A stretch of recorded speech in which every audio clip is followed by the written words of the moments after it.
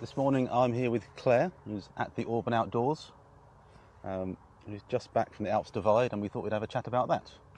Sounds So, good. for those who've not been following the plot for the last 3 weeks or so, what is the Alps Divide?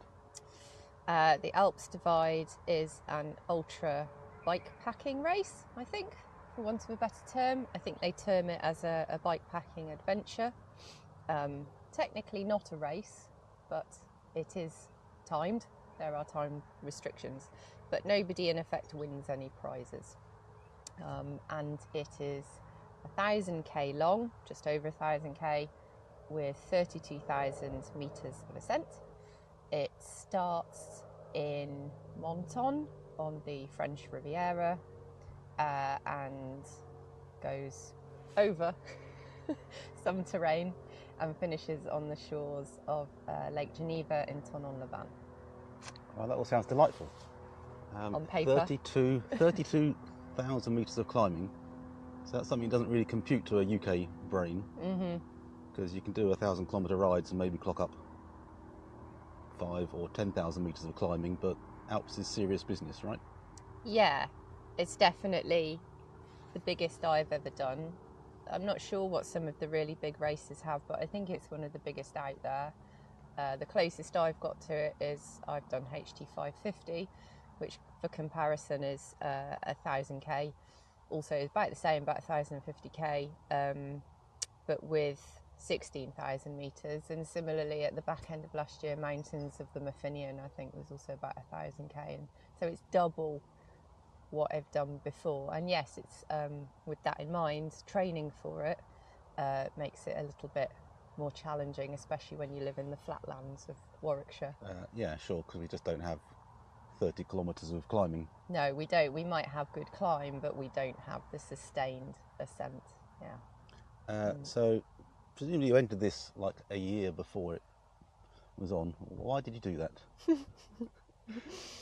Yeah, it was about a year ago, so it's important to say I think it was the inaugural year, which was really This year, nice. Yeah. It made it special as well. You feel like you were a bit of a pioneer of the route. We'll probably come to what some of the challenges of that were that we expected and maybe didn't expect. So I think it entries opened around October last year.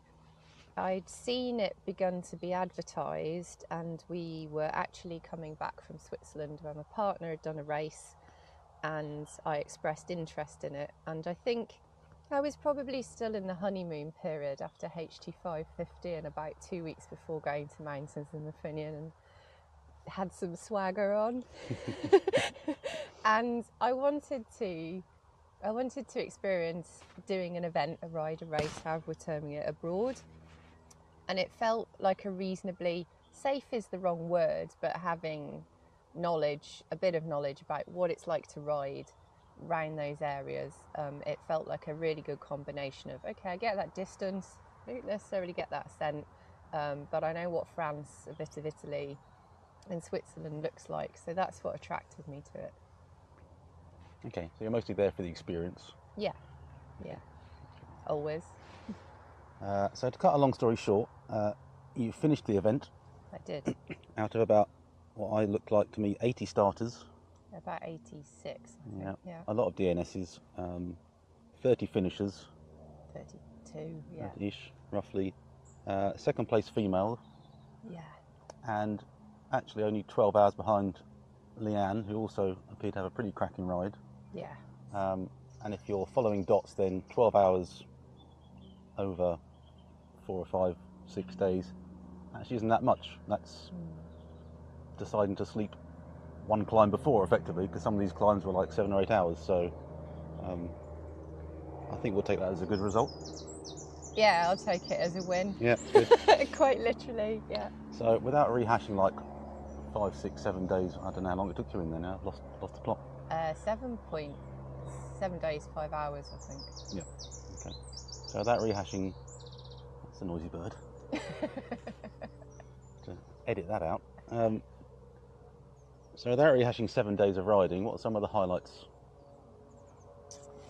One of the highlights is getting to the start line, which I don't think is ever to be underestimated, actually, because lots of us who do this, we don't have the privilege of racing or riding for a living.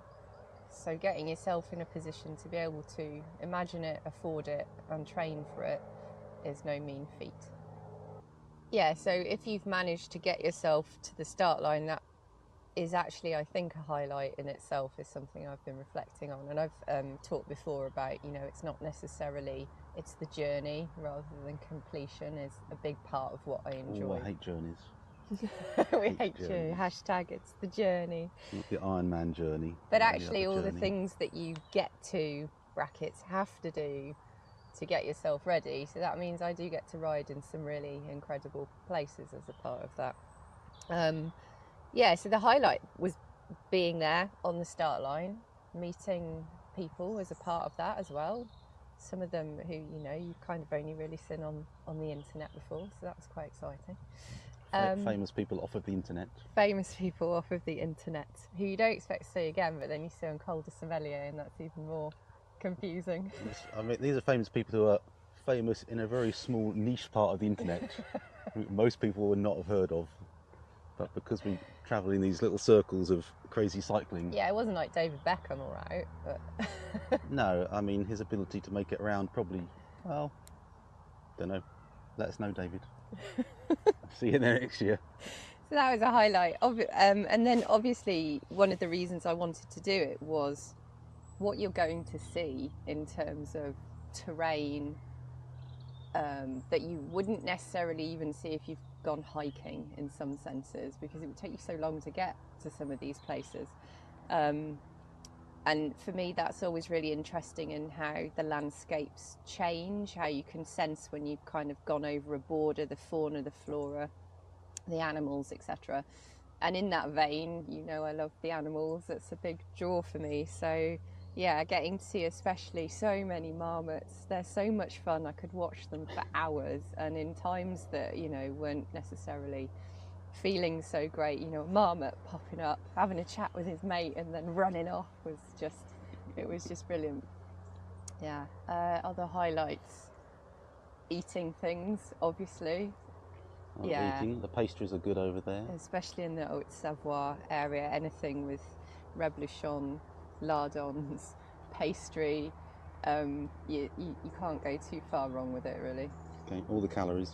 Yeah, so you're probably getting a sense now that a lot of the time for me it's very little about riding the bike, it's about eating, seeing things and animals.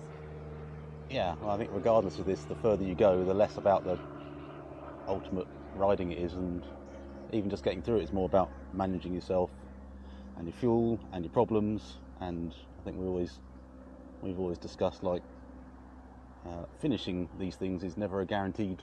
No. Because it's such a long time, so many things go wrong. Yeah.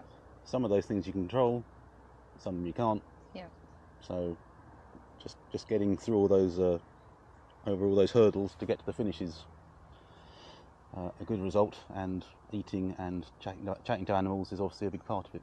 Yeah, and some of the riding obviously is a highlight. I mean, that's one of the frustrations, and maybe we'll touch on what's racing and whatnot, because that informs your decision, but there is some riding I'd like to go back and do because I did it in the dark or very early morning, and so I've seen pictures of it and I'm like, wow, I would actually like to see that.